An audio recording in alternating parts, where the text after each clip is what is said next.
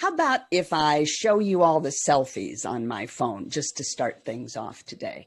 There's maybe 40 or 50 of them. I see the thought balloons over your heads. You're not interested in my selfie. Heck, I'm not even interested in my selfies. But what if I said, the last time we were together, I took a picture of you. And it's pretty good. I'd like to show it to you. Would that be okay? Now that is attractive, isn't it? I want you to think about that the next time somebody says, what do you do? Or the next time you stand up at a networking meeting or sit through a networking Zoom meeting and talk about your work. Don't make it a verbal selfie.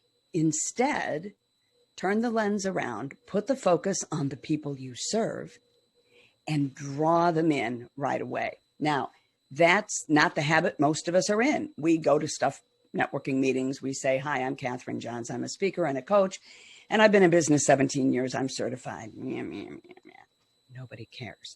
So to help you get in the habit of doing it a little bit differently, start off with the people you serve, not with you, not with your story, but who do you serve? Who are the people who need you? Might be, let's just say, business coaches, and you might even get narrower than that, but you could start talking about business coaches. And what is the pickle they're in? So this is where you outline the problem they have that you're going to help them solve, and you demonstrate that you really get their situation. So it could be their revenue is way down because they're having a hard time attracting clients. A lot of people have been in the pandemic. No shame in that, but isn't that a pickle that they would like solved? Once you know what the pickle is, and once they know that you know what their pickle is, you're going to tell them about their promised land. What would that look like? If they didn't have that pickle, where do they wind up? And again, you're going to paint a picture, and the more vivid it is, the better. Imagine is a great word to use here. Imagine you had all the clients you could possibly handle and a waiting list to boot, so that your revenue is really evened out and you don't have those feast and famine periods. That's appealing to any independent professional, including coaches. So you know who your people are. You tell them what the pickle is. What is the promised land that they're looking for? And now you finally get to talk about yourself a little bit. What's your path to get them from the pickle to the promised land?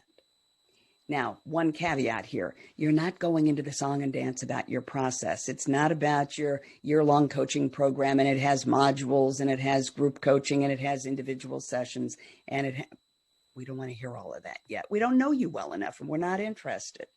So instead, focus on the outcome. It's where are you going to take them? And just a top-line description of how you're going to get them there.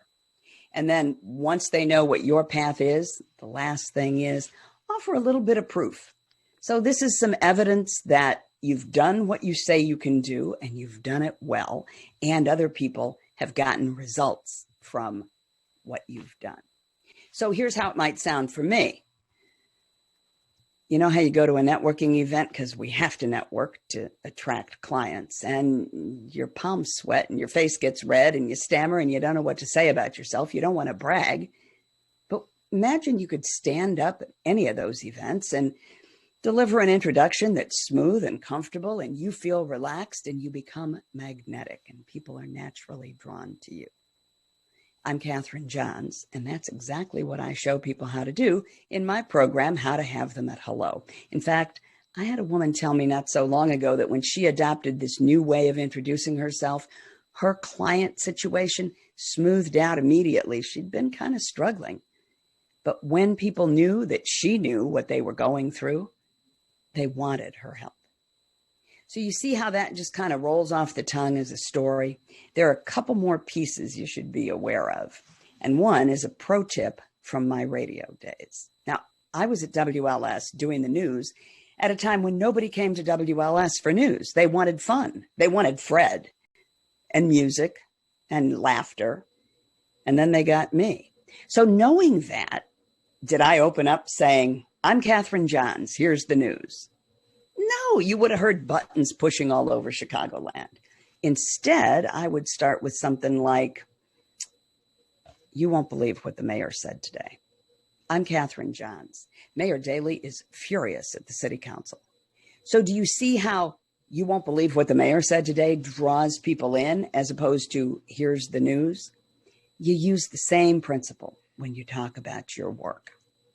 And you do it quickly. That's a real piece of this. You gotta be pithy because we're not interested in the whole long story. Attention spans are short. People are busy. People are stressed and distracted. And if you don't make your point fast, you don't get to make your point at all. So 5 P's. Who are the people? What is the pickle? You can count them off with me. The people, the pickle, the promised land for them. What's your path? Got any proof?